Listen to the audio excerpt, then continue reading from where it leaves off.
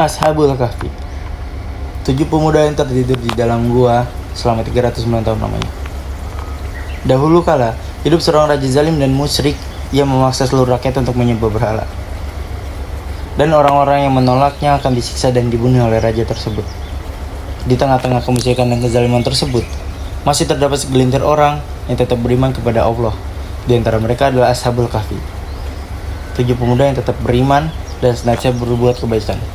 7 pemuda ini merupakan petinggi di dalam kerajaan, tetapi mereka menyembunyikan keimanan mereka dan selalu menghindari ritual-ritual musyrik yang kerap diadakan ketika pertemuan kerajaan.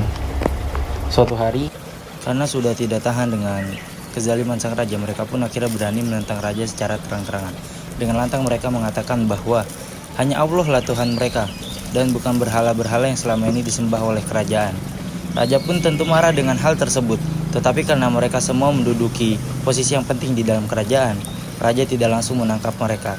Raja memberikan kesempatan selama 3 hari bagi mereka untuk berpikir ulang dan merubah keyakinannya. Dan jika setelahnya mereka tidak merubah keyakinan mereka, mereka pun akan disiksa dan dibunuh. 7 pemuda ini tetap teguh pada keimanan mereka, dan mereka memutuskan untuk kabur dan pergi jauh meninggalkan kota tersebut. Sebelum tenggat waktu yang diberikan oleh raja habis, mereka pun pergi dari kota.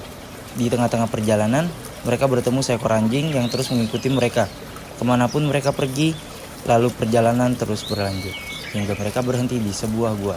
Mereka pun berniat untuk beristirahat sejenak di dalam gua tersebut, lalu melanjutkan perjalanan mereka.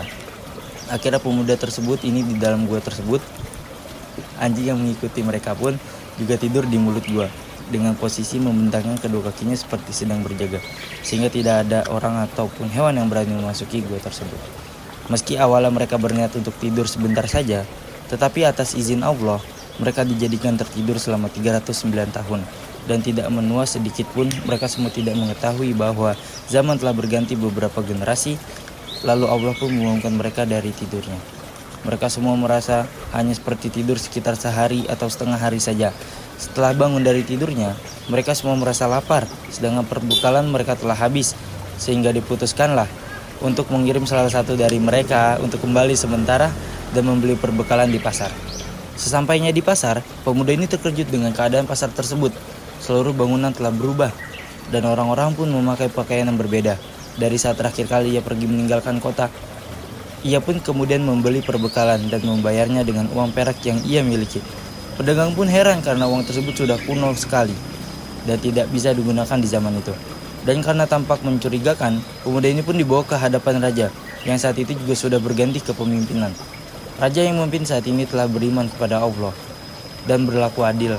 Lalu sang raja pun mendengarkan kesaksian pemuda ini, dan ia pun benar-benar kejut dan bahagia karena apa yang disampaikan pemuda ini sesuai dengan apa yang pernah disampaikan oleh Nabi Isa, di mana terdapat 7 pemuda beriman yang kabur dari pemimpin zalim, kemudian mereka ditidurkan dan disembunyikan dalam waktu yang sangat lama.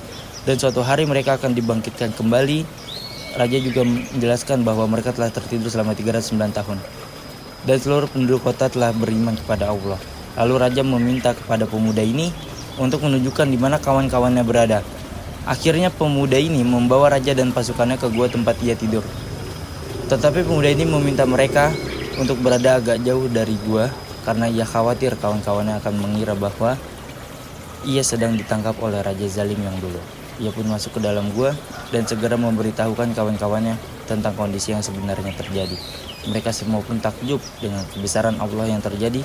Mereka juga bahagia mendengar bahwa semua penduduk telah beriman dan dipimpin oleh raja yang adil. Tetapi akhirnya mereka semua bersepakat untuk berdoa agar nyawa mereka dicabut dan jasad mereka disembunyikan oleh Allah. Mereka khawatir sosok dan jasad mereka akan diagungkan karena keajaiban yang terjadi, sehingga bisa memicu kemusyrikan yang baru. Dan Allah pun mengabulkan doa mereka. Mereka semua pun syahid di dalam gua, dan seketika secara ajaib pintu gua perlahan-lahan menghilang dengan sendirinya. Hal ini disaksikan oleh raja dan pasukannya yang berada di depan gua. Dan sesuai dengan apa yang didoakan, mereka semua yang menyaksikan kejadian ini tidak dapat menemukan jasad dari Ashabul Kahfi. Sekeras apapun mereka mencarinya,